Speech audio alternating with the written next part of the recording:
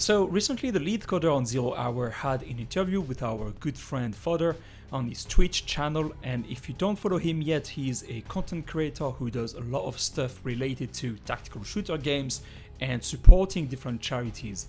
He is a US Army veteran, so he does a lot to support Army people. He mostly streams on Twitch, and you can find a link to his channel in the description below. Please go visit his channel and follow his channel to support him. So in this interview, Meheraj talked a lot about his personal experience in the games industry, how it is to work on a game like Zero Hour, how M7 production operates, and the kind of talents they have working on the project, as well as some of the future stuff they have in mind for Zero Hour. And this is what I would like to talk about in this video, since there were quite a few very interesting elements that Meheraj shared that once again will make Zero Hour a truly unique and top of the chart tactical shooter game in my opinion.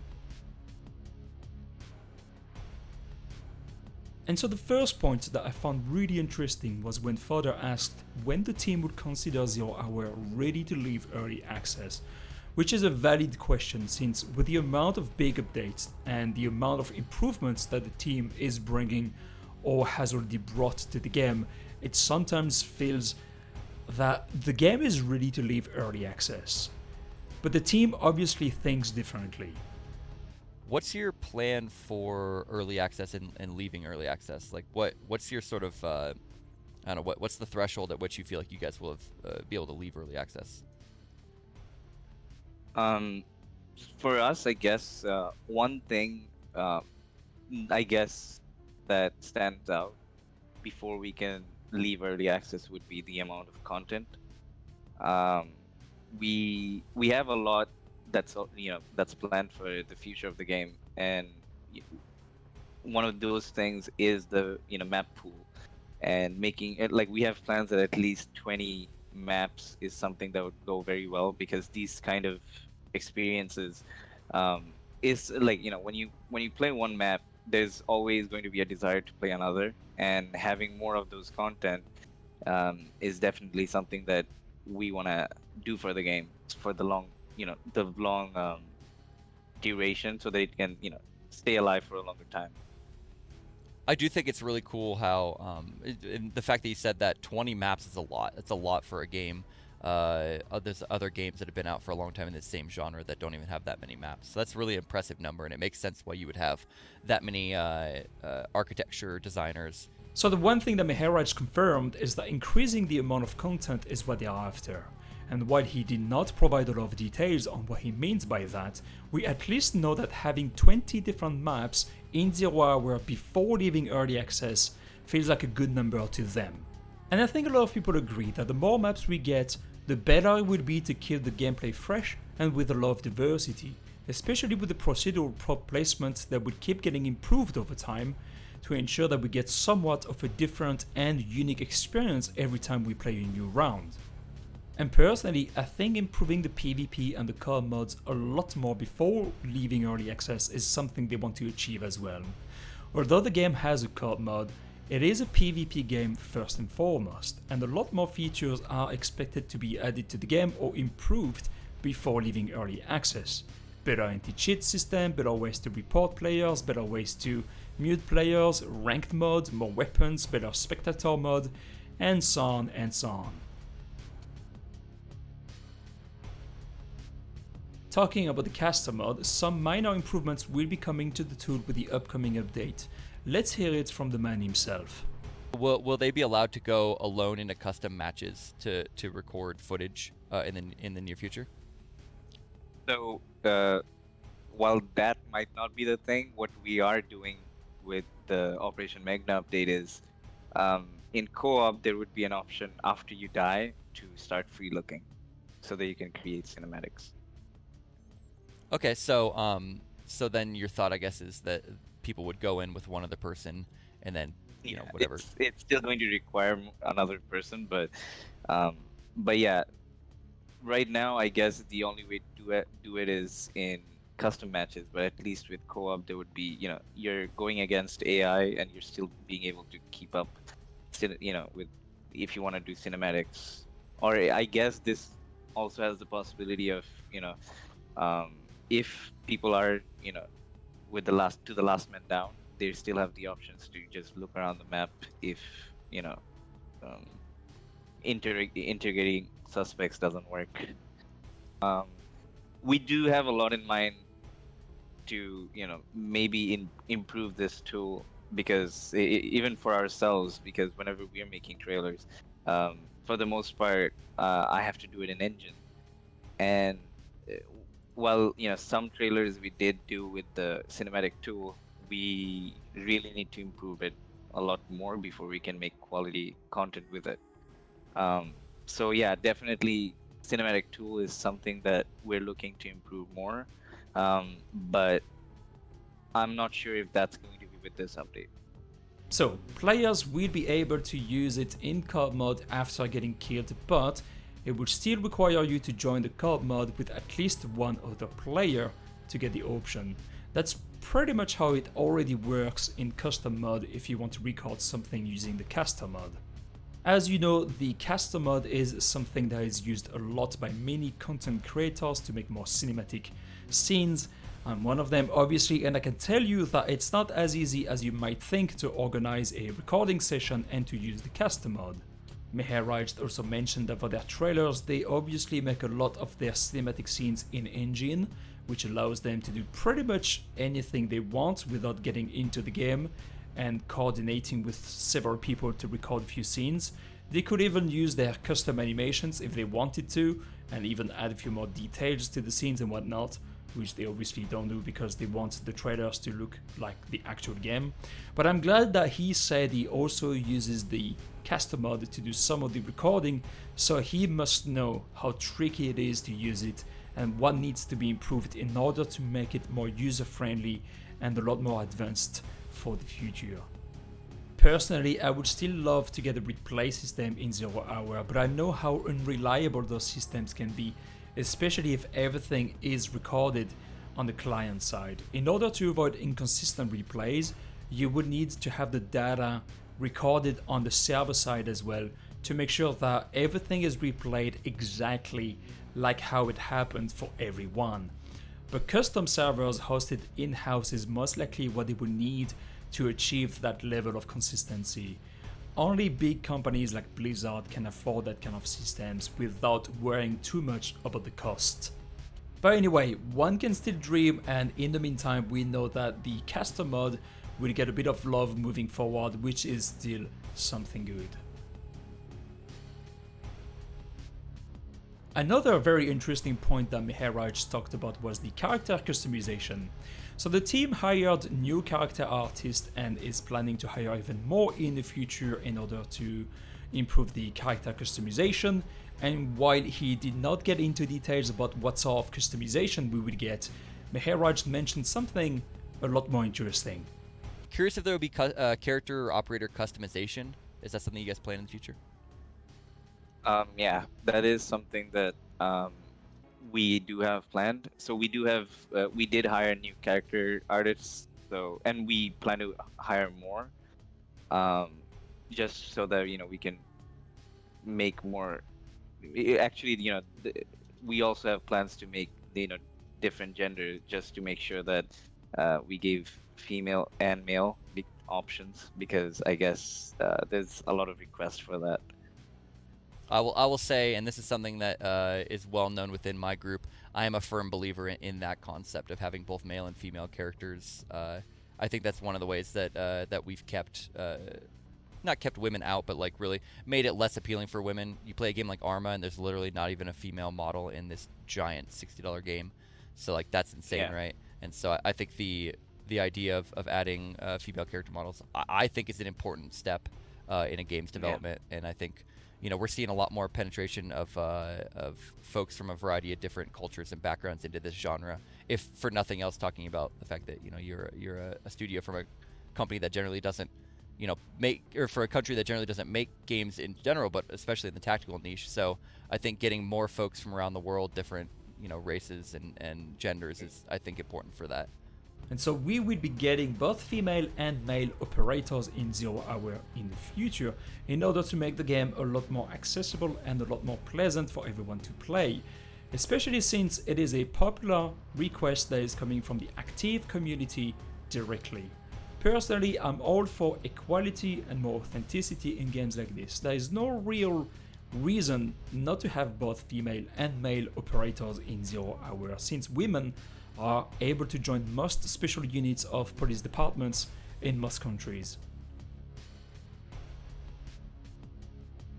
Now let's move on to another very interesting feature that will be coming to 0 Hour in the future, and something that we have seen in other authentic tactical shooter games, especially modded version of Arma 3, something that people who regularly handle weapons in real life might have experienced if they were not careful enough. One thing that is, it's not announced yet, but something that we plan to add is you would be, I know that there's a word for this, I just don't know how to pronounce it, which is tinnitus, I guess? Yeah, tinnitus is right. Yeah, that is something that we want to add for the terrorist side, so that, they don't prefer using auto firing. Oh, that makes sense. Okay, cool. So yeah, so if they're firing, they're not walking around with headsets on like the CTs are. So if they're just blasting full auto on their AKs or whatever, then they're gonna have some reduced hearing. Yeah. They're gonna have to take the earplug option in their inventory menu. I guess at some point we need to add more of those options, so that maybe you have to select between something. So the loss of hearing, also called tinnitus or tinnitus, will be coming to 0 Hour in the future. And this is something that will only be experienced on the defending side, since attackers are wearing ear protections as part of their communication gear. So essentially, defenders will start getting tinnitus if they fire their weapons in full auto for too long.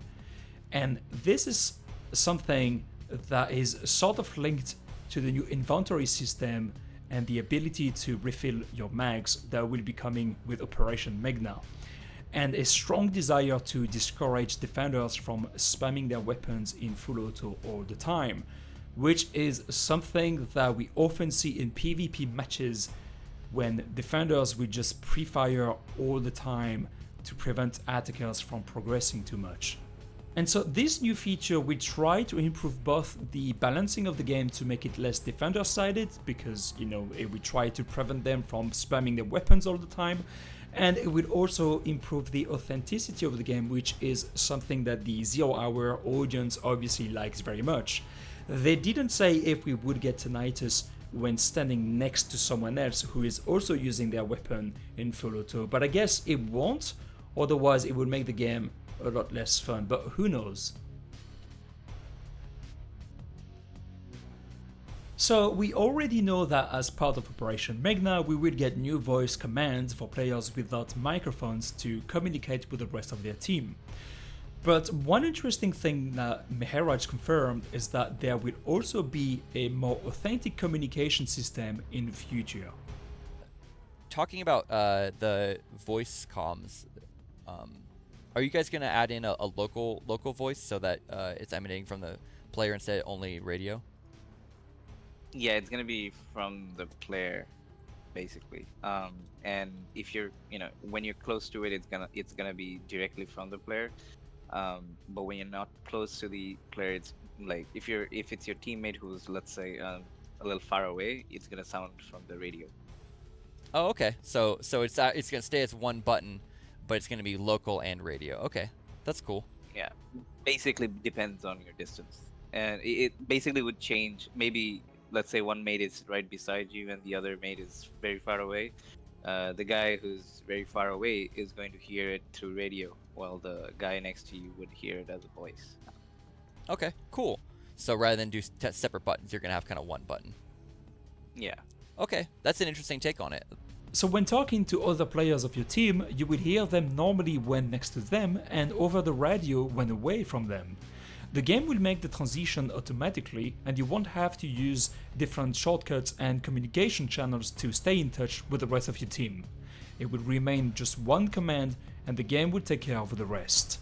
One thing I'm not sure though is if players from the opposing team will also hear you when communicating with the rest of your team. I don't think they will, mostly because it will make things much harder. So if they do, it would probably be very hard to hear anything unless they are right next to you, and also I think it would make the game a lot more toxic, because I think most of the people will use it to trash talk everyone. People who have played the Ground Branch know how easy it is to switch between low and high ready. In 0 Hour, you don't really need to do that because the game does it for you, and it doesn't really add anything to the gameplay, just authenticity. But when asked if players will have the ability to switch manually between low and high ready, Meheraj shared some very interesting information about another small feature that he would like to add to the game in the future. There's some questions about high and low ready. Are there plans to make it more controllable for how you're doing high and low ready? I know it's automatic right now. At the moment, there's no plans for it, but we definitely do this. Like, we definitely do see the importance of adding it into the game.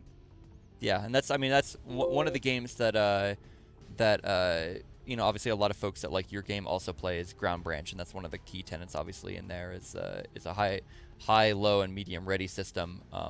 Obviously a different mentality on that game, I think, in what they're going for. Both games are great, no comparisons coming from me, but I didn't know if that was sort of something that you're looking at. I'm excited for when that gets in there, but I know that's more of a co-op and immersion factor, I think, than it is necessarily a gameplay feature, so I could see why that's not necessarily first on the chopping block. And there is one thing that we are still thinking of. Maybe we can get more perspective on this from the audience, which is we do have plans on making it that when you start the game, it's going to start with a safety mode on your weapon, and then you have to switch to single fire or auto fire manually. Yeah, that makes sense. Okay.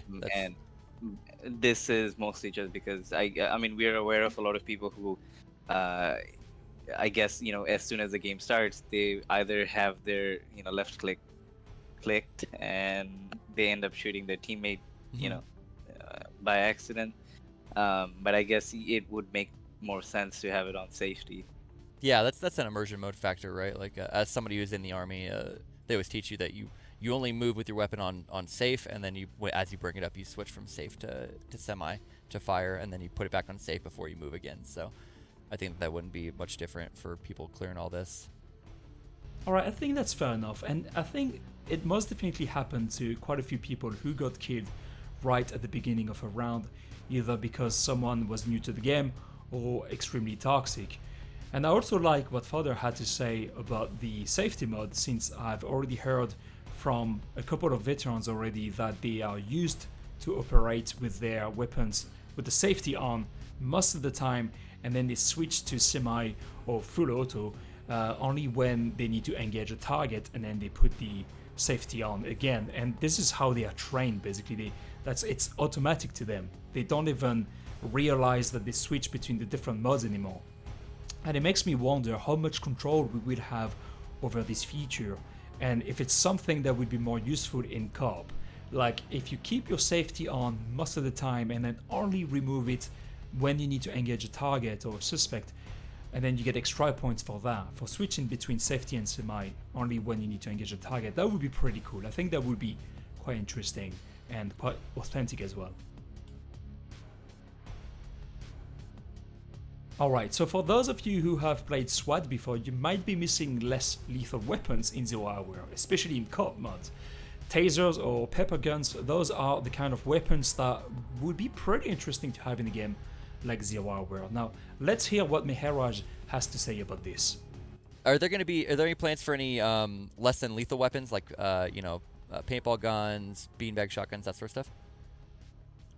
We do have plans to add tasers. While we still don't see the reason to have it in PvP, but we're hopefully going to have it in co-op. Okay, awesome. So tasers will be coming to 0 Hour, at least for co-op mode. Personally, I think it's a great idea, since I have already struggled a couple of times arresting suspects quietly, even when coming from behind them, and I was thinking how cool it would be to have something to neutralize them without killing them, but from a certain distance rather than being right behind them. And during the interview, Meheraj also said that there will be new kind of AIs in the future, like civilians walking around, maybe suspects that don't look like obvious terrorists and whatnot, and I think it would be cool if we could neutralize these civilians who maybe try to take matters in their own hands, and you cannot resonate with them, but obviously you don't want to shoot them. So you use less lethal weapons to arrest them. And I think that would be pretty cool. That would be a pretty cool way to give points in card mode.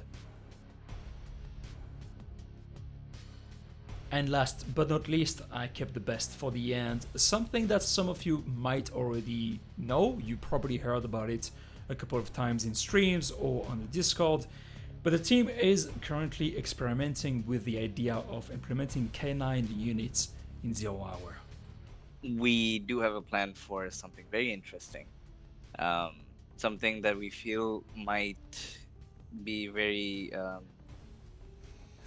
something attractive for a lot of people, which is adding attack dogs. Oh. Okay. And of course, for PvP, it would be with limited use. With co-op, you can use it with each round. I mean, each mission playthrough, you would be able to use the attack dog. But of course, only one person could bring it in. The catch is the dog is something that you have to grow manually. Meaning, something that the dog would basically, let's say, start as a puppy that stays in your training ground, that grows over time, and you can slowly start using it and teaching it tricks. So at this stage, the team is just playing around, playing with different concepts, different designs, and it's not even sure we will actually get attack dogs in a game. There's no guarantee that it will come to 0 Hour. Meheraj said that he thinks the team has the knowledge to do it, but to do it and to do it right, it would require a lot of time. And so the dog would essentially be a companion that you would have to get as a puppy, then grow, train, and bring to missions. I like the idea of a canine unit that works differently in PvP and in co-op, since we would like to keep the PvP balanced, and there's obviously a lot of people who are concerned about how difficult it would be to keep the PvP balanced if we had attack dogs in the game, and Meheraj said that only one player could bring them, and so on, but all of that could change. But in general, I'm all in favor of the 0 Hour team to experiment and to try to make this feature a reality. There isn't any tactical shooter game out there with attack dogs, and I feel it could be another aspect that really makes 0 Hour truly unique. Meheraj also said that you could potentially voice control the dog. That would be pretty fun. Pretty weird as well. Like, how would that work? Do you have to learn German if you have a German Shepherd? Or do you use English only? What about the people who don't speak English? I honestly, I'm so curious about this feature. I really want them to try to implement this feature in 0 Hour. And again, this is only a concept, and they're working on it internally, and they keep working on it. They keep experimenting on it until they find the right design, I guess. But I like hearing stuff like this because it really shows that they want to think out of the box a lot more than the competition, and that's why we are supporting this project after all. The idea that we can have a proper tactical shooter game, but also one that has a lot of unique features that maybe bigger AAA studios would not have thought about or didn't want to take the risk to develop. But anyway, before we end this video, there is one last important question about attack dogs that Fodder didn't forget to ask, and that's the most important question. Can you pet the dog? Yes. What a legend.